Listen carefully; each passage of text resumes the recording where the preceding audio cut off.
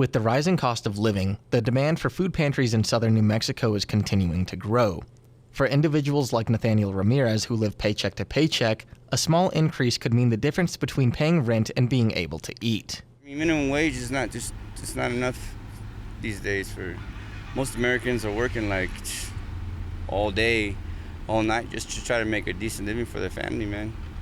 You know, so you got rent, and the rent costs gone up around here, so a lot of things have gone up, especially if you're not getting food stamps, or if you're not getting benefits, or if you work and you're not getting enough money. The food here definitely helps out. For Nathaniel, programs like the Casa de Peregrinos food pantry have helped him get back on his feet. It definitely helps out when you have a resource to come get food and stuff, like, because some people don't get they don't get food stamps and they don't get all that stuff. So I have to pay cash for my food, and so I really kind of like just live frugal living, until things get better. Food insecurity in New Mexico stands higher than the national average, making food programs valuable for citizens struggling with the cost of living. According to the U.S. Department of Agriculture, food prices are nearly 6% higher now compared to June of last year. According to Becky Pearson, head of NMSU's Department of Public Health Science, remedying food insecurity has long-lasting societal implications, but finding the right approach to address the issue can be difficult. This is a really complex issue. It is so much more than dollars and cents. It is so much more than haves and have-nots.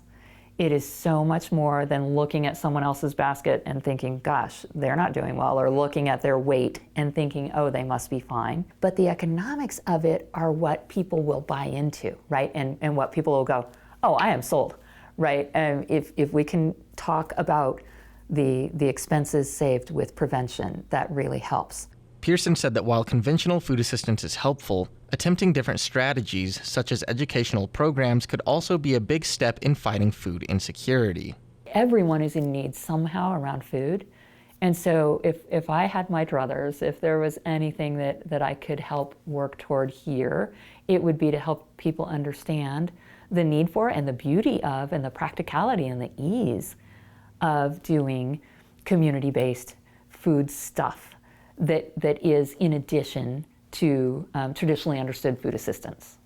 And that's just what Casa de Peregrinos is hoping for with the opening of their new facility. In addition to the expanded assistance and distribution, the pantry is eyeing food education programs moving forward.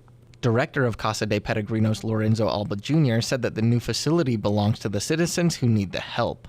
Nutrition is important. You don't just want to give people food if they don't know what to do with it.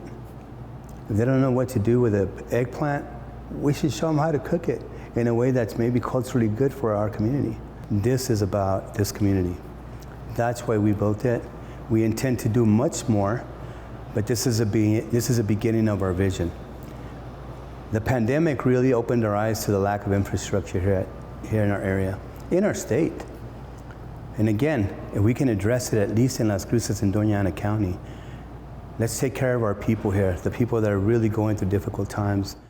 The new facility is years in the making, built with the assistance of public funds from the city and state.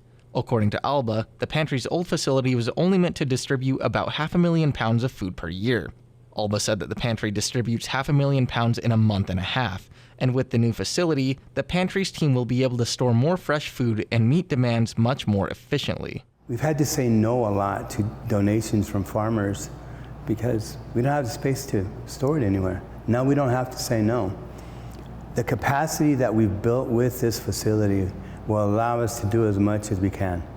Given the funding opportunities for us, if we have it, we'll try to expand services. Now we have a facility where we can actually do that out of. As for Nathaniel Ramirez, he hopes that with the expansion of the food pantry, others can have similar experiences as him.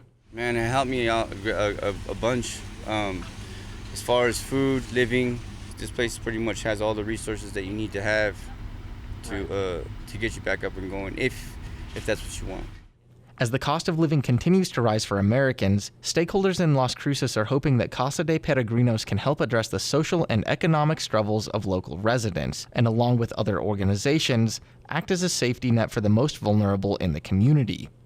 For KRWG Public Media, I'm Jonny Coker.